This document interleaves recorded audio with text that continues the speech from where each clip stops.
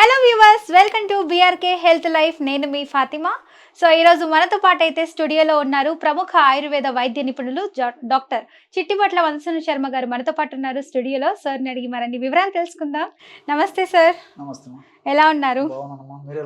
చాలా బాగున్నాను సార్. చాలా మంచి సార్తో కలిసాం మనము. సో ఇప్పుడు చాలా మంది సార్ ఈ మధ్య కాలంలో మోకాళ్ళ నొప్పులతో బాధపడుతున్నారు, పెద్దవాళ్ళ నుంచి చిన్న పిల్లల వరకు.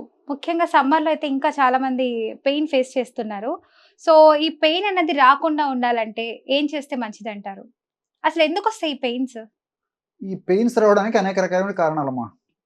పోషకాహార లోపం ఒకటి. ఓకే. తర్వాత ఈ మధ్య కాలంలో అపార్ట్మెంట్ కల్చర్ ఎక్కువైపోయిందమ్మా. సో తప్పని పరిస్థితుల్లో ఒకవేళ లిఫ్ట్ వెంటనే మనకు అందుబాటులో లేకపోతే మనకు టైం హడావిడి అయిపోయి ఉంటుంది. సో కొన్ని ఫ్లోర్స్ ఎక్కి దిగవలసిన పరిస్థితి ఏర్పడుతుంది. కొన్నిట్లో లిఫ్ట్ సౌకర్యం ఉండదు. దీనివల్ల ఒకటి. తర్వాత ఈ ఇంతకుముందు చెప్పినట్టు పోషకాహార లోపం ఒకటి. తర్వాత తీసుకునేటువంటి ఆహార పదార్థాలమ్మా, fast foods, junk foods, bakery foods ఇలాంటివి ఎక్కువ తీసుకోవడము.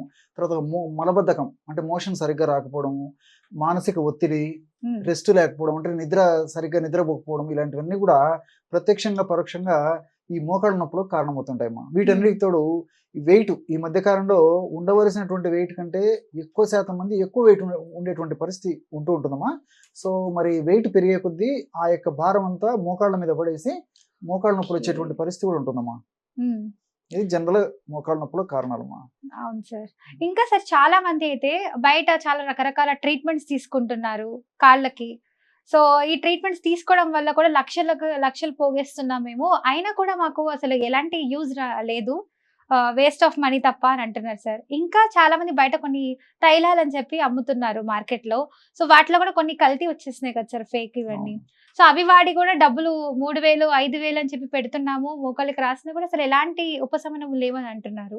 సో మీ ఎక్స్పీరియన్స్ లో మీరు ఏదైనా మంచి ఆయిల్ ఏమైనా సజెస్ట్ చేయగలుగుతారా? తప్పకుండా మంచి రెమెడీ చెప్తాను చూడమ్మా. ఐటమ్స్ తక్కువ ఉంటాయి, అన్ని తెలిసినటువంటివే, తయారు చేసుకోవడం ఈజీ, వాడుకోవడం ఈజీ, రిజల్ట్స్ కూడా ఈజీగా వస్తాయమ్మా. అది మన యొక్క ఈ ఆయిల్ యొక్క ప్రత్యేకత. హోమ్ మేడ్ ఆయిల్ అనమాట ఇది. సో ఇప్పుడు మనం ఈ విధంగా నేను చెప్పినటువంటి ఆయిల్ తయారు చేసుకుంటేమా చిన్న పిల్లల నుంచి పెద్దల వరకు ఎవరికి ఇలాంటి మోకాళ్ళ నొప్పులు వచ్చినా అందరూ వాడుకోదగ్గ దివ్యమైనటువంటి ఆయిల్ అమ్మా. రేట్ కూడా చాలా తక్కువ రేట్లో తయారైపోతుంది. ఇప్పుడు మనకు మార్కెట్లో దొరికేటువంటి ఆయిల్స్ అన్నమా ఒక 50 ml 60 ml 70 ml ఈ రేంజ్ లో మనం తీసుకున్నా మినిమం దాదాపు 60 రూపాయలు 70 రూపాయలు ఉన్నాయమ్మా. సో అంతంత ఖర్చు పెట్టుకున్నా మరి ఫలితం ఇప్పుడు మనం చెప్పిన దాంతో పోల్చుకుంటే మనదే బాగా పనిచేస్తాయమ్మా. మనం ఇంట్లో తయారు చేసుకొని వాడుకున్నటువంటి ఆయిల్సే ఇంకా బాగా పనిచేస్తాయమ్మా. కొంతమందిలో మేము అవి కూడా చూస్తుంటాము.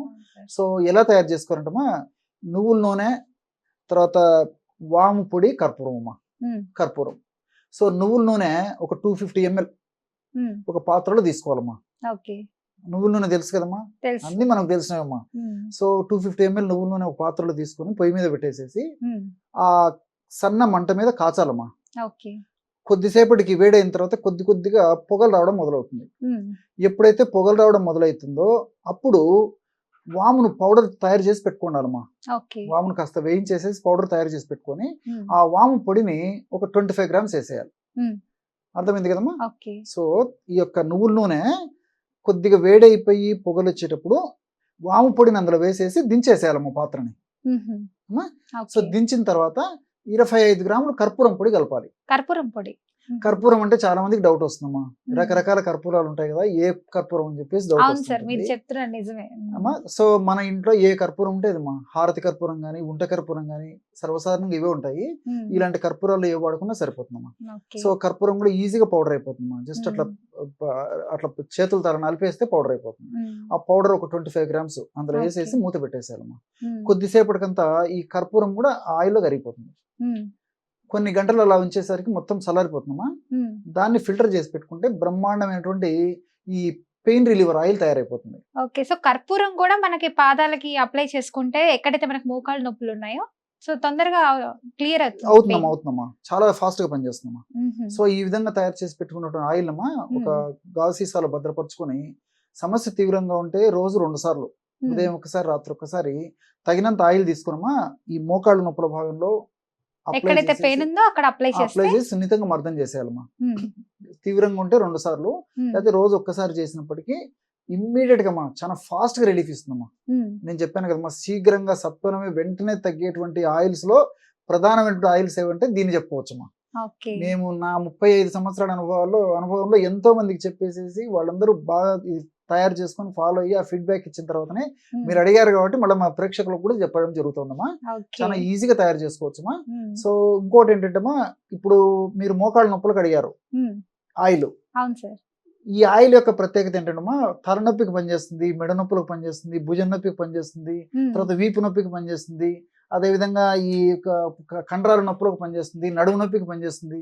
వాట్ నాట్ తెలుసమ్మా, సో భాగంలో ఎక్కడ ఓన్లీ కీళ్ళ నొప్పినా నొప్పులకే కాకుండా మనకి ఎలాంటి పెయిన్స్ ఉన్నా మెడ నొప్పి, భుజాల నొప్పి అన్నిటికీ యూజ్, అన్నిటికీ ఆల్ ఇన్ వన్ ఒక ఆయిల్ ఇదే yes అమ్మా. అంటారు. అందుకే మన ఇంట్లో ఉంటేమా మ్మ్. ఆల్ ఇన్ ఆల్ అమ్మా. ప్రతి నొప్పికి మ్మ్. ఇమ్మీడియట్ గా మన కంట్రోల్ అయ్యేదానికి, ఇమ్మీడియట్ గా మన కంఫర్టబిలిటీ వచ్చేదానికి ఈ ఆయిల్ చాలా బాగా పనిచేస్తుందమ్మా. ఓకే సార్, దీంతో పాటు ఎలాంటి ఫుడ్ తీసుకుంటే కాళ్ళ నొప్పులు రాకుండా ఉండడానికి, అంటే బోన్ స్ట్రాంగ్ గా ఉండడానికి ఏం ఫుడ్ తీసుకుంటే మంచిది అంటారు? దీనికి సంబంధించమ్మా కాల్షియం బాగా ఉన్నటువంటి ఆహారం తీసుకోవాలమ్మా. ఓకే. ఈ కాల్షియం, తర్వాత ఈ ఫాస్ఫరస్ బాగా ఉన్నటువంటి ఆహారము, అదే విధంగా ఒమేగా 3 ఫ్యాటీ యాసిడ్స్ అని చెప్పేసి కొన్ని పదార్థాలు ఉంటాయమ్మా.